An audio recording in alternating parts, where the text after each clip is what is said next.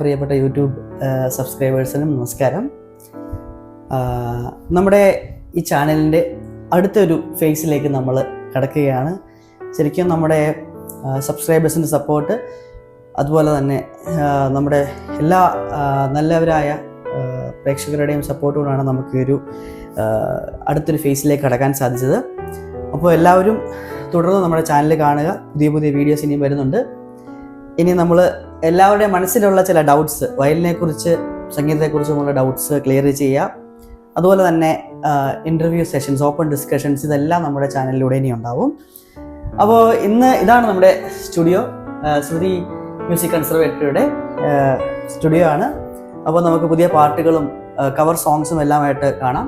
അപ്പോൾ ആർക്കെങ്കിലും പുതിയ കവർ സോങ്സ് ചെയ്യാൻ താല്പര്യമുണ്ടെന്നുണ്ടെങ്കിൽ നമ്മളെ കോൺടാക്ട് ചെയ്യുക. ബയോയിൽ നമ്പറുണ്ട്, അതിൽ കോൺടാക്ട് ചെയ്താൽ നമ്മൾ കവർ സോങ് ചെയ്യാൻ വേണ്ടിയിട്ടുള്ള ഓർക്കസ്ട്രേഷനും കാര്യങ്ങളൊക്കെ ചെയ്ത് കൊടുക്കുന്നതാണ്. അപ്പോൾ ഇന്ന് നമ്മുടെ ഒരു ഇൻ്റർവ്യൂ സെഷനാണ്.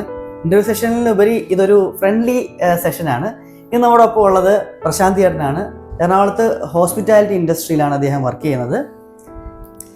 അപ്പോൾ പക്ഷേ അദ്ദേഹത്തിൻ്റെ ഒരു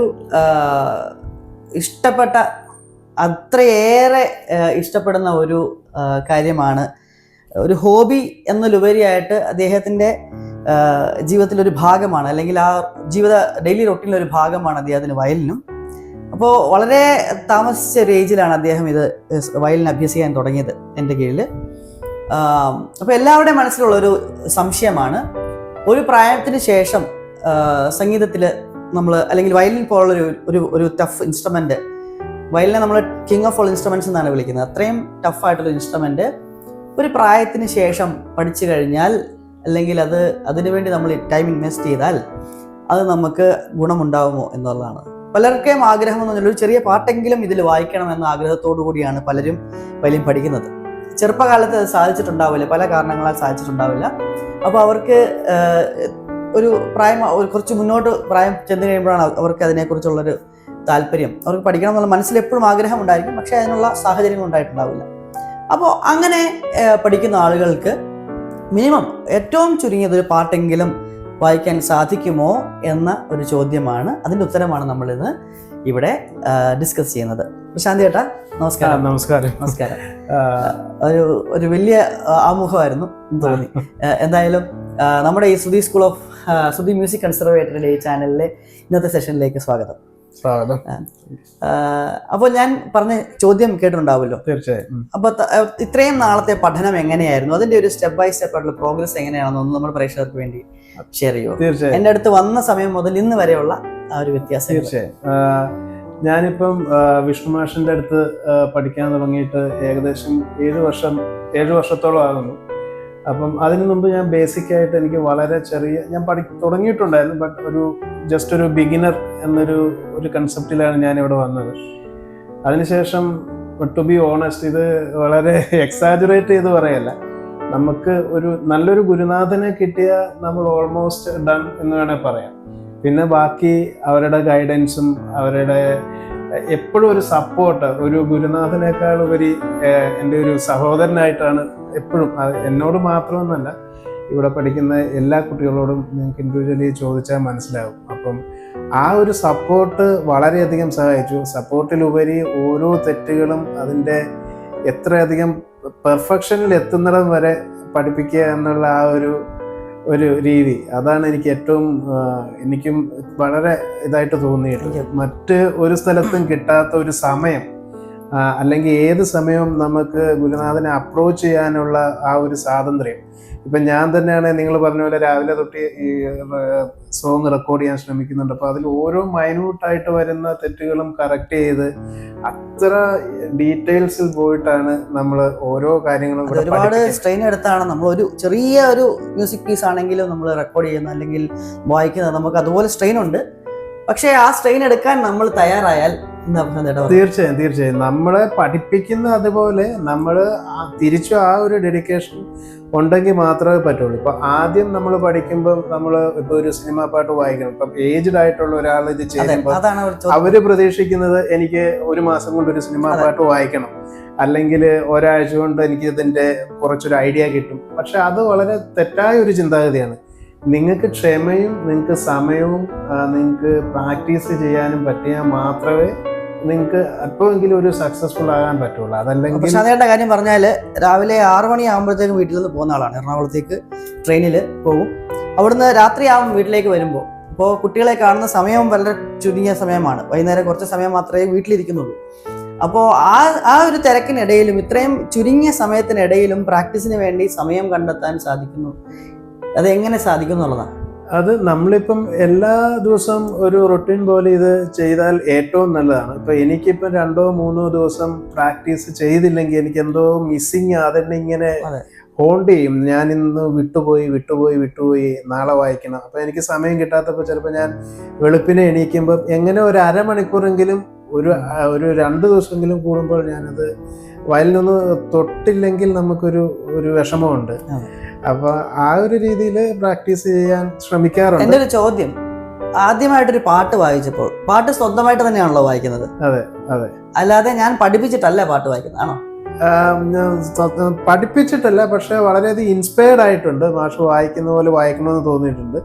അപ്പൊ ഞാൻ പലപ്പോഴും എങ്ങനെയാണ് പാട്ട് വായിക്കാൻ സാധിച്ചെന്നുള്ളതാണ് നമ്മുടെ പ്രേക്ഷകർക്ക് അറിയുന്നത്. പാട്ട് വായിക്കാൻ സാധിച്ചത് തീർച്ചയായും നമ്മൾ ബേസിക് തൊട്ട് പഠിച്ചപ്പോൾ അതിലുള്ള ചെറിയ ചില പ്രയോഗങ്ങൾ നമുക്കിപ്പം ഒരു വർണ്ണം പഠിപ്പിച്ചു അല്ലെങ്കിൽ ഒരു കീർത്തനം പഠിപ്പിച്ച് നമ്മൾ വെറുതെ ഇങ്ങനെ ഒരു പാട്ട് കേൾക്കുമ്പോൾ എനിക്ക് ചിലപ്പോൾ തോന്നാറുണ്ട് ഇത് കണക്ട് ചെയ്യാൻ പറ്റും. ആ സോങ്ങും ഈ കീർത്തനം അല്ലെ ഈ വർണ്ണത്തിലുള്ള കാര്യങ്ങളുമായിട്ട് കണക്ട് ചെയ്യും. അപ്പം ഞാൻ ജസ്റ്റ് ഒന്ന് നോക്കുമ്പോൾ എനിക്കതിൻ്റെ ഒരു ഐഡിയ കിട്ടും. അപ്പം തന്നെ ഞാൻ മാഷിനെ അപ്രോച്ച് ചെയ്യും, ഇതിങ്ങനെയാണോ, അത് എനിക്ക് കുറച്ചൊരു ഐഡിയ ഉണ്ട്, ബാക്കി പറഞ്ഞു തരാമോ. അങ്ങനെ ഞാൻ 5, 6, 10 പ്രാവശ്യം ഓരോ പാട്ടുകളുടെ ഓരോ ലൈൻ അല്ലെങ്കിൽ എന്തോ പല്ലവി അങ്ങനെ ഞാൻ പല പ്രാവശ്യം ഇട്ട് കൊടുക്കും. അത് 10-20 പ്രാവശ്യം. അതെ, ഞാൻ ചിലപ്പോൾ വർക്കിനിടയിലായിരിക്കും, ആ സമയത്ത് വാട്സപ്പിൽ മെസ്സേജ് വരും. ഞാൻ അത് തന്നെ കേട്ടിട്ട് റിവ്യൂ ചെയ്യും. എന്നിട്ട് ഇന്ന തെറ്റുകളുണ്ടെന്ന് അപ്പൊ തന്നെ ചിലപ്പോൾ വോയിസ് മെസ്സേജ് അയക്കും, അല്ലെങ്കിൽ അടുത്ത ആഴ്ച നമുക്കിത് തിരുത്താം എന്നുള്ള രീതിയിൽ പറയും. അങ്ങനെ മാഷ് എപ്പോഴാണോ അത് ഓക്കെ എന്ന് പറയുന്ന ആ സമയം വരെ നമ്മളത് വീണ്ടും ട്രൈ ചെയ്തു. അതാ ഒരു കാര്യത്തെ എത്രത്തോളം ഹാർഡ് വർക്ക് ചെയ്യാൻ പറ്റും, ഒരു കാര്യം ശരിയാക്കാൻ വേണ്ടി നമുക്ക് എത്രത്തോളം ക്ഷമ എന്ന് പറയുന്ന സാധനം വളരെ പ്രാധാന്യമുള്ളതാണ്. ക്ഷമ എന്ന് പറയുന്നതാണ് എനിക്ക് തോന്നുന്നു നമ്മള് ജീവിതത്തിലും എല്ലാത്തിലും ഒരു പാഠമാണിത്. ആക്ച്വലി ഇപ്പം ഞാൻ പഠിച്ചപ്പോഴും ഇപ്പം എല്ലാവരും വിചാരിക്കുന്ന പോലെ ഓക്കെ എനിക്ക് അടുത്ത മാസം സിനിമാ പാട്ട് പാടാം അല്ലെങ്കിൽ വായിക്കാം എന്നുള്ളൊരു ചിന്താഗതിയിലാണ് നമ്മൾ വരുന്നത്. അത് വെറും വിദ്യാധാരണയാണ്. ആ ഒരു ചിന്ത വെച്ച് ആരും പഠിക്കാൻ വരരുന്ന ആണ്. പക്ഷെ നിങ്ങൾ കണ്ടിന്യൂസ്ലി ഇതിനു വേണ്ടി പരിശ്രമിച്ചാൽ നിങ്ങൾക്ക് ഒരു 5-6 വർഷം കൊണ്ട് അത്യാവശ്യം മോശമല്ലാത്ത രീതിയിൽ നമ്മുടെ ഗുരുനാഥന്റെ സഹായത്തോടു കൂടി തീർച്ചയായിട്ടും നിങ്ങൾക്ക് വായിക്കാൻ പറ്റും, ഇമ്പ്രൂവ് ചെയ്യാൻ പറ്റും. അത് പ്രൂവണാണ്. അത് നിങ്ങൾക്ക് ആർക്കും പറ്റുന്ന ഒരു കാര്യമാണ്. പക്ഷെ ഈ പറഞ്ഞ പോലെ അത്യാവശ്യം പ്രാക്ടീസ് ചെയ്യണം, ഡെഡിക്കേറ്റ് ചെയ്യണം, കേൾവി വേണം, എവിടെ നിന്നൊക്കെ കേൾക്കാൻ. കേൾവി ഒരു പ്രധാനപ്പെട്ട കാര്യമാണ് കേട്ടോ. കീർത്തനങ്ങളായാലും നമ്മൾ ഒരുപാട് കേൾക്കണം. പാട്ട് നമ്മുടെ ഉള്ളിൽ പാടാൻ പറ്റണം. നമുക്ക് കൃത്യമായിട്ട് പാടാൻ സാധിച്ചില്ലെങ്കിൽ ഉള്ളിൽ പാടാൻ സാധിക്കണം, അല്ലേ? അതെ അതെ. അതിന് ശേഷമാണ് ഇത് വയലിലേക്ക് റിഫ്ലക്ട് ചെയ്യുക. ഞാൻ വായിക്കുന്നത് ശരിയാണെന്ന് എനിക്ക് തന്നെ അറിയണം, തീർച്ചയായിട്ടും, അല്ലേ? അപ്പൊ അത് മനസ്സിലൂടെ കൃത്യമായി ഓടുന്ന സമയത്താണ് ഈ സ്തുതി, താളം അല്ലെങ്കിൽ ലയം എന്നൊക്കെ ഉള്ള കൺസെപ്റ്റുകൾ നമ്മുടെ മനസ്സിലേക്ക് വരും. നമ്മളത് ഒരു സമയത്തെ വരുള്ളൂ. ആ സമയത്തിന് വരെ നമ്മൾ വെയിറ്റ് ചെയ്തിരിക്കണം. അത്രയും വരെ നമ്മൾ അത് നമ്മുടെ അഭ്യസനം തുറന്നുകൊണ്ടേയിരിക്കണം, പ്രാക്ടീസും തുറന്നുകൊണ്ടേയിരിക്കണം. പക്ഷെ എന്നിട്ട് ഒരു ചെറിയ ചോദ്യം, ആദ്യമായിട്ട് വയലിനൊരു പാട്ട് വായിച്ചത്, സിനിമാ പാട്ട്, ഫിലിം സോങ് വായിച്ചത് ഏതായിരിക്കും? വർണ്ണങ്ങളും കൃതികളും ഒക്കെ നമ്മൾ പഠിക്കുന്നുണ്ട്, കീർത്തനങ്ങളുണ്ട്, അതുപോലെ തന്നെ വർണ്ണങ്ങൾ, ഗീതം എല്ലാം പഠിച്ചു, പ്രാക്ടീസ് ലെസൺസ് ഇഷ്ടം പോലെ പഠിച്ചു. അപ്പം ഇതിന് ശേഷം എങ്ങനെയാണ് ഈ ഒരു പാട്ടുകൾ വായിക്കുന്ന ഒരു കണക്ഷൻ എങ്ങനെ കിട്ടുന്നു? അത് ഞാൻ ആദ്യം സ്വന്തമായിട്ടില്ല, ഞാൻ പറഞ്ഞിട്ട് കാര്യമില്ലല്ലോ. ഒരാള് ആദ്യം തൊട്ട് പഠിക്കുന്ന ഒരാളുടെ എക്സ്പീരിയൻസ് ആണ്. ഞാൻ ആദ്യമായിട്ട് ഒരു പാട്ട് വായിക്കണമെന്ന് എനിക്ക് തോന്നിയത് കാതൽ റോജാവയാണ്. കാരണം ആ പാട്ട് വളരെ ഇഷ്ടമാണ്. ചെറുപ്പം തൊട്ടേ നമ്മളത് കേൾക്കുന്ന പാട്ടാണ്. അതിൻ്റെ സിനിമയാണേലും കണ്ടിട്ടുണ്ട്, AR റഹ്മാന്റെ സോങ്, അതെല്ലാം കൊണ്ട് നമുക്ക് ആ പാട്ടിനോട് വലിയൊരു ഇഷ്ടം ഉണ്ടായിരുന്നു. അപ്പം ഇടയ്ക്ക് എപ്പോഴോ വെറുതെ ഇരുന്നപ്പം എനിക്ക് ചുമ്മാ ആ പാട്ടിങ്ങനെ മനസ്സിൽ പാടി. അപ്പം പാടാൻ നോക്കിയപ്പോഴേക്കും ജസ്റ്റ് ഒന്ന് വായിച്ചു നോക്കാം എന്താണെന്നുള്ളൊരു, വെറുതെ ഒന്ന് ട്രൈ ചെയ്തു. അപ്പം ഒരാഴ്ച വർണ്ണമൊക്കെ കഴിഞ്ഞതിന് ശേഷം വർണ്ണമൊക്കെ കഴിഞ്ഞതിന് ശേഷമാണ്. അപ്പം വെറുതെ ഒന്ന് നോക്കി വർണ്ണങ്ങളിലുള്ള ന്യൂയാൻസസ് ഒക്കെ വായിച്ച് നോക്കുമ്പോൾ ഉണ്ടാവുന്ന ചില കണക്ഷൻസ് ഉണ്ട്. നമ്മൾ ചിലത് വായിക്കുമ്പം ഇതിങ്ങനാണല്ലോ എന്നൊക്കെയുള്ള ഒരു തോന്നല്, നമുക്ക് ഉള്ളിലൊരു തോന്നൽ വരും, ഇതെവിടോ എനിക്ക് ഞാൻ പഠിച്ചിട്ടുണ്ടല്ലോ. അതെ, അല്ലെങ്കിൽ ആ ഒരു സെൻസ് ഉണ്ടാവുക. അത് നമ്മൾ പഠിക്കുന്ന ആ ഒരു എന്താ പറയുക സിസ്റ്റമാറ്റിക് ആയിട്ടുള്ള പഠനത്തിൽ നിന്ന് വരുന്നൊരു കാര്യമാണത്, ആ ഒരു കണക്ടിവിറ്റി. ഇപ്പം എക്സാമ്പിൾ പറയാണ് ചോദിച്ചുകൊണ്ട് പെട്ടെന്ന് നമ്മൾ മോഹനം പഠിപ്പിച്ചു. മോഹനം പഠിച്ചു കഴിഞ്ഞ് ഞാൻ വെറുതെ ഇങ്ങനെ പാട്ട് കേൾക്കുമ്പം സ്വർഗപുത്രി നവരാത്രി എന്നുള്ള നവരാത്രി ആ പാട്ട് വെറുതെ എനിക്ക് ആ പാട്ട് കേട്ടിട്ടുണ്ട്. ഞാൻ വെറുതെ അത് വായിച്ചു നോക്കുമ്പം ആദ്യം തന്നെ എനിക്ക് ആ ഒരു കണക്ഷൻ കിട്ടി. അതിന്റെ പല്ലവി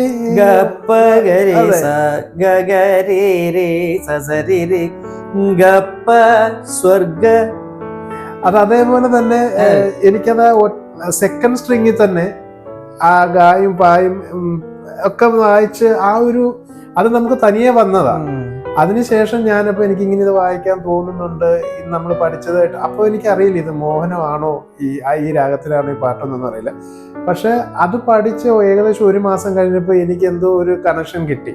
അപ്പോഴാണ് ഞാൻ വന്നിങ്ങനെ മാഷിനോട് ചോദിച്ചതും എനിക്ക് ഇങ്ങനെ ഒരു പാട്ട് തോന്നുന്നുണ്ട് ഇതാണോ അതെന്ന് പറഞ്ഞു. പിന്നെ നമ്മൾ അതിനെ പതിയെ അതിന്റെ സ്വരങ്ങൾ നോക്കി. ഇപ്പൊ ഒരു സിമ്പിൾ എക്സാമ്പിൾ പറഞ്ഞാൽ നമ്മളിപ്പോ സ്വർഗപുത്രി എന്നുള്ള പാട്ട് ശാന്തേട്ടൻ പറഞ്ഞു. അതില് നമ്മുടെ മോഹന വർണ്ണം എല്ലാവരും തന്നെ പഠിക്കുന്ന കുട്ടികൾ. അപ്പൊ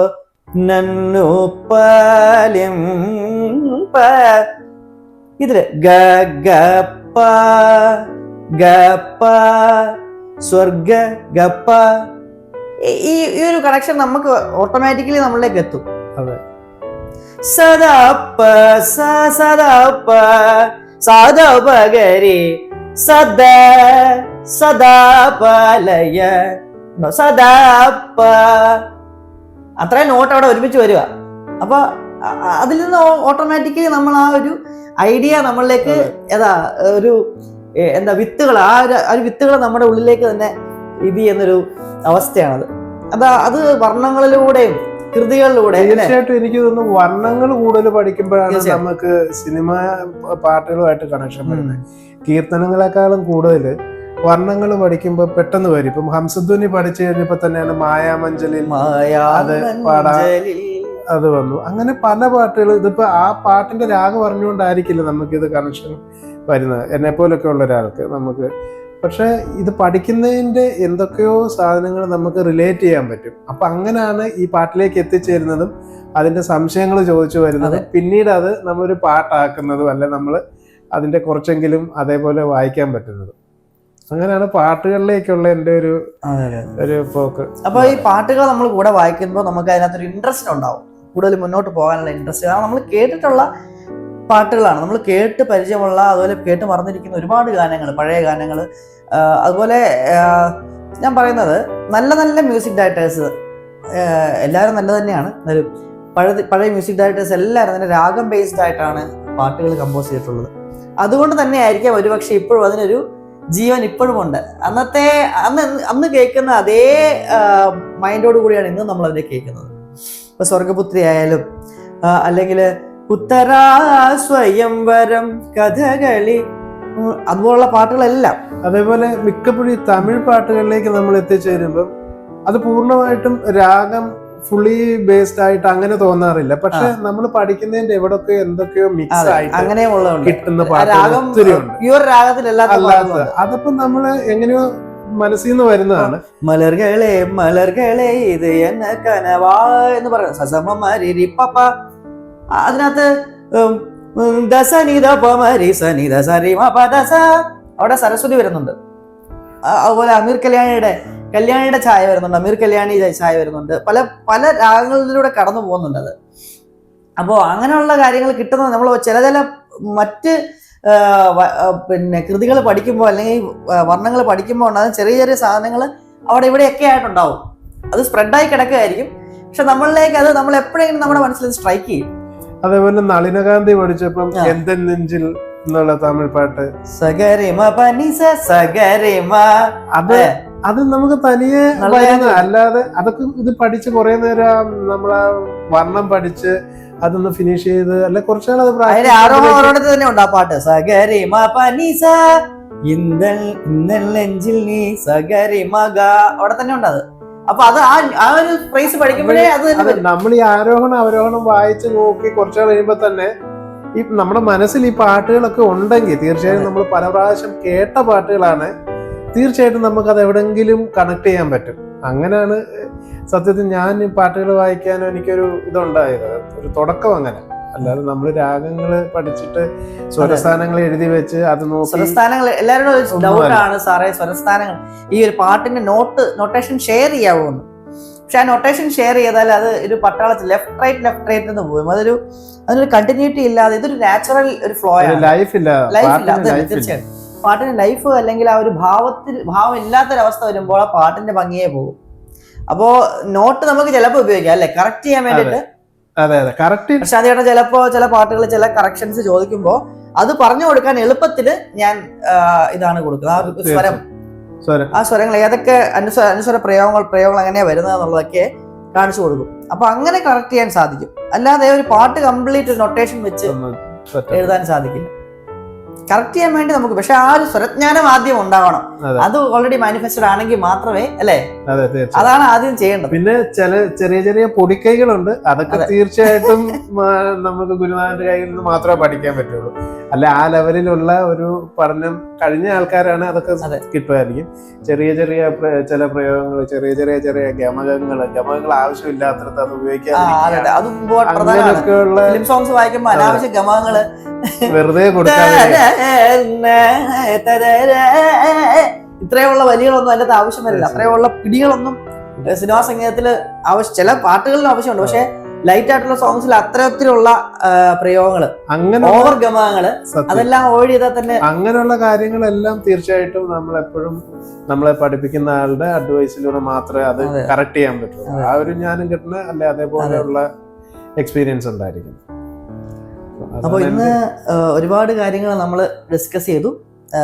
എങ്ങനെയാണ് ഇതിലൊരു ഒരു പ്രായം ഒരു ഏജ് കഴിയുമ്പോൾ നമുക്ക് പിന്നീട് സംഗീതം അഭ്യാസം പോസിബിൾ ആണോ, അതിൻ്റെ ഒരു ഫീസിബിലിറ്റിയെ കുറിച്ചാണ് ഇപ്പോൾ ചർച്ച ചെയ്തത്.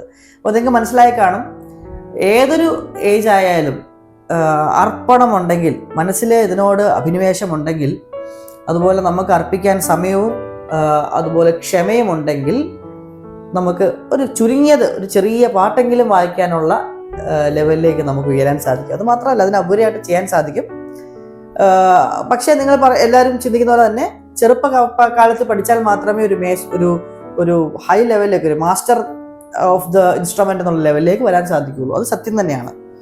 പക്ഷേ നമ്മുടെ ഉദ്ദേശം അതല്ല. നമുക്കുള്ള സംതൃപ്തി അതാണ്. ഇപ്പോൾ നമ്മുടെ ജോലി ഭാരത്തിന്റെ ഇടയിൽ നമുക്ക് ഒരു വലിയൊരു റിലാക്സേഷൻ ആണ് ഉപയോഗിക്കുന്നത്. അപ്പൊ നമുക്കൊരു സ്വിച്ചിങ് ആവശ്യമാണ്. നമ്മുടെ ഡെയിലി ലൈഫിലെ ഉള്ള ടെൻഷൻസിൽ നിന്നും ഉള്ള പ്രഷറിൽ നിന്നും എല്ലാം ഒരു സ്വിച്ചിങ് ആവശ്യമാണ്. നമുക്കൊരു കുറച്ച് സമയമെങ്കിലും നമുക്ക് അതിൽ നിന്ന് റിലാക്സ് ആയിട്ട് നിൽക്കാൻ സാധിക്കും. അത് മ്യൂസിക് നമുക്ക് എപ്പോഴും ഒരു എന്താ പറയുക, ഒരു പോസിറ്റീവ് എനർജി നമുക്ക് തരും. നമ്മൾ പുതിയ പാട്ടുകൾ ട്രൈ ചെയ്യുമ്പോഴായാലും നമ്മൾ തന്നെ വായിച്ച് കേൾക്കുമ്പോൾ നമുക്ക് ഉള്ളിൽ ഇഷ്ടപ്പെടണം. അതാണ് ആദ്യം വേണ്ടത്. അത് മാത്രമാണ് പ്രധാനമായിട്ട് ചിന്തിക്കേണ്ടത്. അപ്പൊ അതിലേക്ക് എത്താനായിട്ട് ഉറപ്പായിട്ടും സാധിക്കുമെന്നാണ് പ്രശാന്ത് ചേട്ടൻ ഇത്രയും വർഷം 7 വർഷമായിട്ട് എൻ്റെ അടുത്ത് 7 വർഷമായില്ലേ പഠിക്കുന്നത്?